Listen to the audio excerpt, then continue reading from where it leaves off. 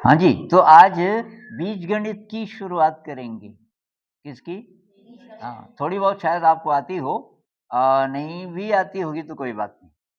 और इसका नाम बीजगणित इसलिए है कि इसमें अंकों की बजाय 1, 2, 3, 4 की बजाय हम एक्स, वाई, जेड, ए, बी, सी, क, ख, ग इन चीज़ों का उपयोग करते हैं, मतलब अज्ञात, जिसका पता ना हो। जैसे मैं बोलूँ, मैंने ए रोटियाँ खाई, तो आप बता सकते हो कितनी खाई होंगी? नहीं बता सकते, ए का पता नहीं क्या मतलब है। या तो मैं बोलता 2 खाई, 3 खाई, ये तो हमें पता है ना। 1, 2, 3, 4, 5, 6, 7 ऐसे बोलूँ तो समझ आती है बात। मैंने एक्स खाई, अब पता नहीं क्या है। तो जब पता नहीं होता, वहाँ हम इनका यूज़ करते हैं, और इसका यूज़ जिस गणित में करते हैं उसको बोलते हैं बीजगणित। ओके, तो मैं आपको एक सवाल देता हूँ, आप लिखो मेरे साथ-साथ। 2a धन b कोष्ठक के अंदर बंद, धन कोष्ठक शुरू, a धन 2b, इसका उत्तर बताना है। धन का मतलब जोड़, ये सवाल है जोड़ का।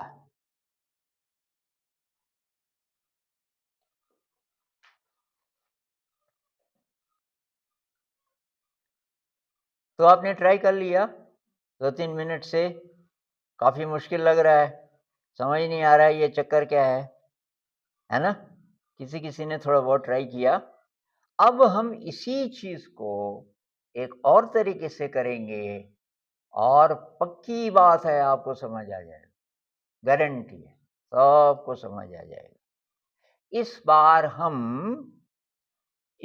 हम इसको बोल रहे हैं ए।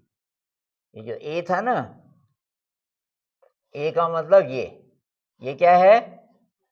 हाँ, मैं बड़ा सा बना रहा हूँ ताकि दूर से भी दिख जाए आपको। ये जो बांज की पत्ती है, ये क्या है? ए। इसको मैं बंद कर देता हूँ। और ये जो नींबू की पत्ती है, ये क्या है? बी। जो नींबू की पत्ती है वो है बी,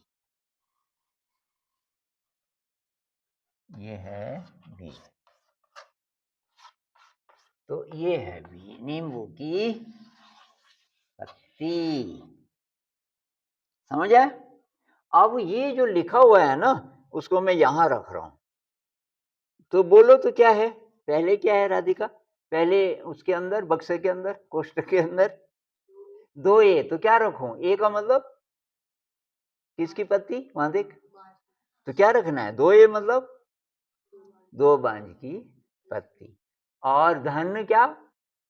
b। b क्या है? नींबू की पत्ती। ये है पहला बक्सा। पहला बक्सा क्या है? 2a मतलब 2 बांज की पत्ती, प्लस b, है ना? प्लस का मतलब उसके साथ है ना? तो उसके साथ है, दूर नहीं है, उसके साथ है। तो बी का मतलब ये नींबू की पत्ती। जब ए भी गड़बड़ा जाओ तो वहां चित्र देख लो। अच्छा, दूसरा बक्सा, उसमें क्या है? कितने ए? एक ही है, तो क्या रखूं? एक बांज की पत्ती। और बी कितने? तो क्या रखूं? 2 नींबू की पत्ती। अब बीच में, दोनों बक्सों के बीच में क्या है? धन, मतलब इन सबको जोड़ना है। इन सबको जोड़ देंगे तो हाथ खड़े करो, कौन बता सकता है क्या होगा? कितने ए हो जाएंगे और कितने बी? अगर मैं इकट्ठा कर दूं, कितने ए हो जाएंगे और कितने बी? ए का मतलब ये और बी का मतलब, कौन कौन बता सकता है? अगर मैं इकट्ठा कर दूं, मतलब कर देता हूं, तो ए कितने हो गए और बी कितने हो गए? 3 और, यही सवाल था। तो इसका उत्तर हुआ 3a धन 3b। धन लगा देते हैं जब कोई दूसरी जाति का आ जाए ना, ये तो सब एक ही जाति के हैं। 3a और धन 3b। तो इसको हम लिखेंगे बराबर, इसका उत्तर सीधे मैं यहाँ पे लिख रहा हूँ अभी शॉर्टकट में, एक बार खोल देंगे इनको और तब लिख देंगे गौरेख 3a है, ऐसा हिसाब लगाएंगे, a में a जुड़ेगा और प्लस b में b जुड़ेगा, 3b। अब सवाल ये है कि ये आपको कैसे समझ आया? अब आपको बोलना है, अब आपको बोल अब सवाल ये पैदा होता है कि वो आपको नहीं समझ आया था, बहुत ज़्यादा डर भी जाते हैं बच्चे, अगर ये परीक्षा होती इस समय डर भी जाते, बाप रे ए और बी चक्कर क्या है, और ये पत्ते हमने रखे और आपने फटाफट बोल दिया, है ना? तो अब आदि बोलेगा पहले कि कैसे, इससे क्यों समझ आया होगा आपको, उससे नहीं आया था, है ना? क्यों? सर जी 3 बांझ की पत्ती। हाँ, तो ये मतलब ऐसा था ना कि 2a धन b ऐसा था, है ना? कि इनको जोड़ो। तो इसमें और वो जो लिखा है, उसमें ऐसा क्या फ़र्क है कि ये जल्दी आपको समझ आ गया? सर जी 3 बोलो शाबाश। 3 बांझ की पत्ती और 3 ये उत्तर आया था। तो ये कैसे? आपने बांझ और बांझ देखा, 2 इधर हैं, 1 इधर है, और ऐसे नींबू देखा, है ना? वेरी गुड, बहुत बढ़िया। तो अभी स्कूल में ये बीजगणित हो रही थी और मैंने ये सवाल दिया था बच्चों को। पहले ब्लैक बोर्ड पे लिखा था 2a धन b और फिर a धन 2b, इन दोनों को जोड़ना है, और बच्चों को कुछ समझ नहीं आया। तो मैं इसी बात को मैं बताना चाह रहा था कि जिस ढंग से ये गणित पढ़ाई जाती है, खासकर बीजगणित, तो ये बहुत एब्स्ट्रैक्ट है, बच्चों को कुछ पल्ले नहीं पड़ता।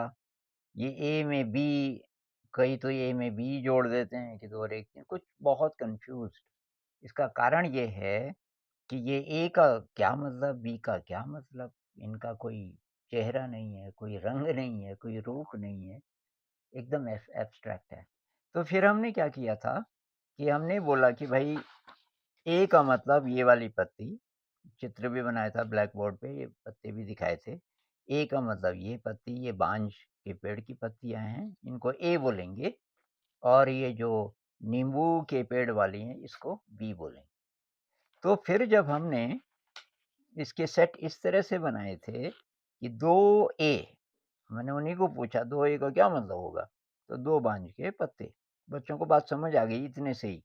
और b का मतलब ये, तो ये पहला वाला सेट हो गया, 2a धन b। दूसरा वाला था a, मतलब एक ही बांज का पत्ता, और धन 2b, ये वाले 2। इनको जोड़ना था। तो अब ये तो सामने दिखाई दे रहा है कि भई 1, 2 और ये 3 हो जाएँगे। 3 हो जाएँगे ए और 3 हो जाएँगे बी। इतना सिंपल, इतना सिंपल, और बच्चों के चेहरे पे मैंने देखा, आँखों में देखा, इतने में उनका कॉन्फिडेंस बढ़ गया कि ये जो भी चीज़ है, सीखी जा सकती है, इतनी मुश्किल नहीं है। जबकि पहले वो बहुत डरे-डरे से, ज़रा कन्फ्यूज़। अब ये तो हमारे स्कूल में है, जहाँ इतने प्यार से और इतने ढंग से हम डील करते हैं। दूसरे स्कूलों में बच्चे कितना डर जाते होंगे। अब इसको न्यूरोलॉजिकली इसकी अगर थोड़ा-सा छानबीन करें कि ये इतना फ़र्क क्यों आया? मैंने बच्चों को पूछा, वो बोल नहीं पाए।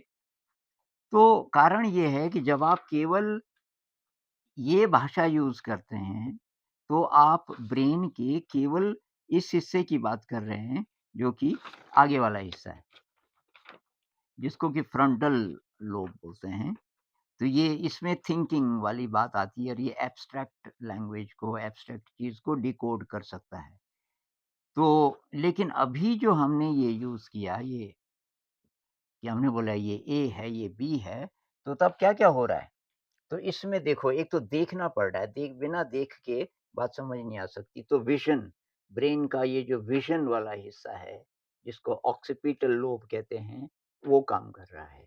अच्छा, मोटर मतलब मांसपेशियाँ जिसमें टचिंग वाली बात आती है, तो ये वो भी आ रहा है। अब इसके बाद बच्चे प्रैक्टिकल करेंगे, उनको पत्ते देंगे, तो वो इसको उठा सकते हैं। ए को और बी को यहाँ आप उठा सकते हैं। ना तो इसके कोई रंग है, ना इसकी कोई शक्ल है, इनको आप उठा नहीं सकते, इनकी जगह नहीं बदल सकते।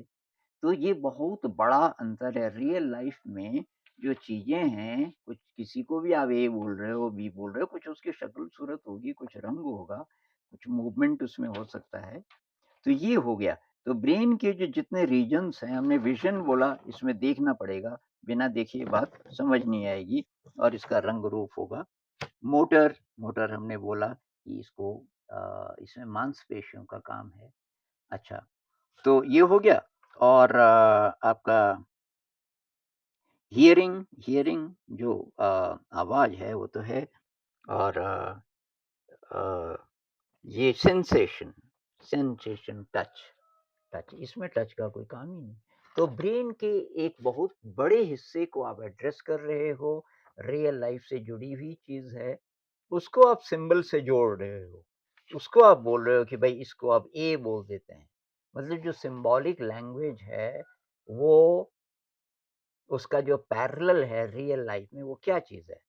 किसी चीज़ को आप अब ए बोल रहे हो, किसी चीज़ को बी बोल रहे हो। तो शुरुआत में ये बहुत ज़रूरी है, इससे ब्रेन का एक्सपेंशन होगा, इससे ब्रेन का विकास होगा।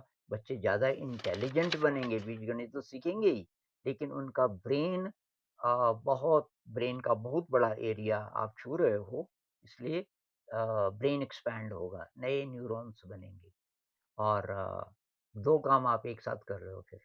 आप ब्रेन को एनरिच कर रहे हो ब्रेन को क्रिएटिव बना रहे हो और ऐसा ब्रेन मेडिटेशन में भी ज़्यादा गहरे जा सकता है।